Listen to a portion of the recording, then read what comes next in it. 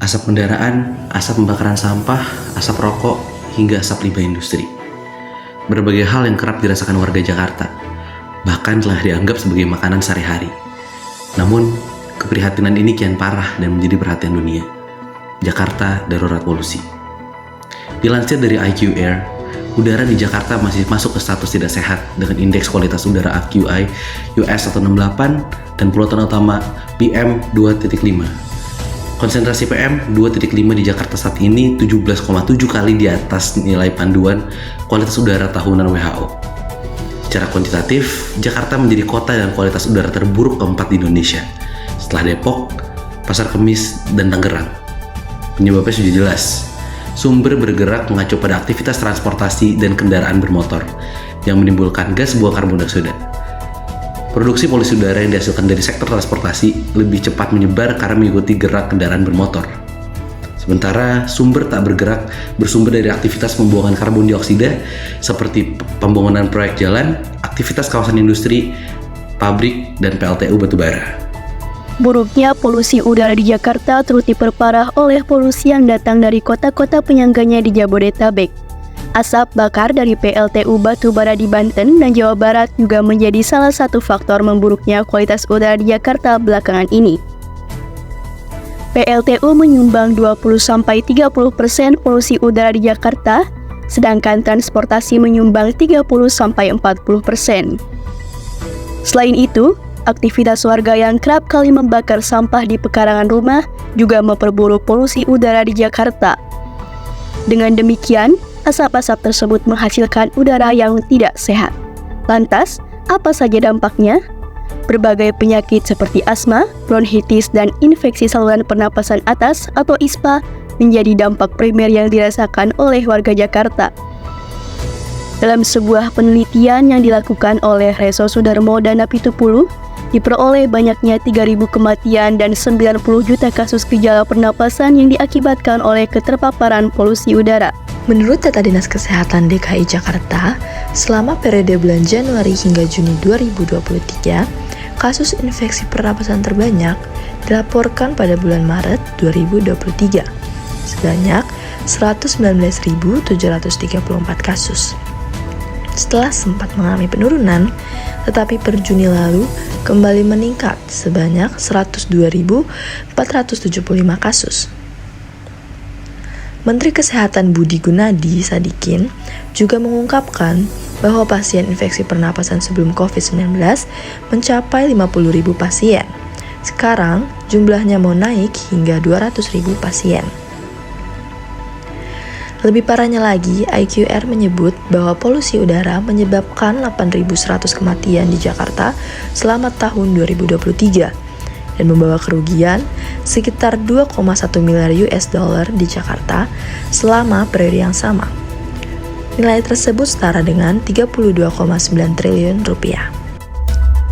Selain penyakit pada sistem pernapasan, polusi udara yang buruk juga dapat meningkatkan risiko kanker dan penyakit kardiovaskular.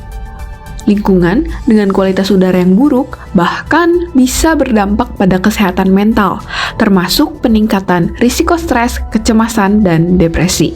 Bukan hanya aspek kesehatan, aspek sosial, aspek produktivitas, aspek pendidikan, hingga aspek budaya juga terkena imbas dari masalah polusi ini. Terdapat potensi kerugian yang mungkin dapat dialami oleh para pelaku industri karena menurunnya produktivitas para pekerjanya. Banyak perusahaan yang harus merumahkan pekerjanya untuk melakukan WFH atau work from home akibat kesehatan para pekerjanya yang terganggu.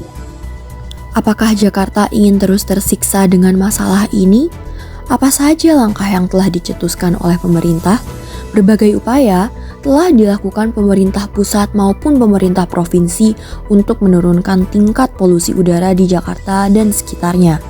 Namun, menurut pegiat lingkungan, sebagian besar tindakan yang dilakukan pemerintah masih bersifat responsif, tidak strategis, dan tidak berlandaskan bukti ilmiah.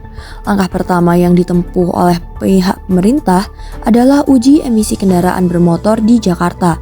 Emisi kendaraan bermotor menjadi penyumbang polusi terbanyak di ibu kota Jakarta, tepatnya 44%.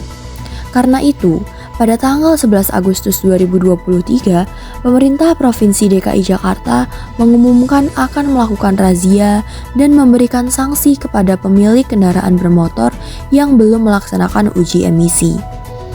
Berdasarkan Undang-Undang Nomor 22 Tahun 2009 tentang Lalu Lintas dan Angkutan Jalan, Pasal 285 dan Pasal 286, pengendara yang belum atau tidak lulus uji emisi namun kendaraannya tetap digunakan akan ditilang dengan denda Rp250.000 untuk sepeda motor dan Rp500.000 untuk mobil.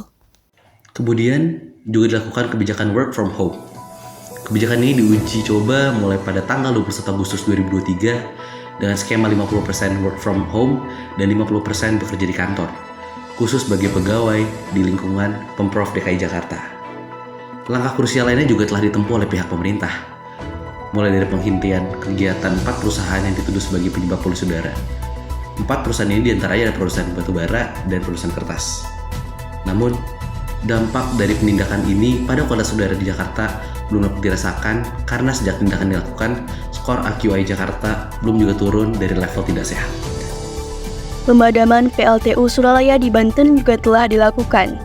Namun, menurut data terakhir, cara ini tidak mengurangi polusi. Walaupun demikian, Erick Thohir mengatakan bahwa PLTU tadi tetap dimatikan karena ini merupakan komitmen bersama untuk mengurangi polusi.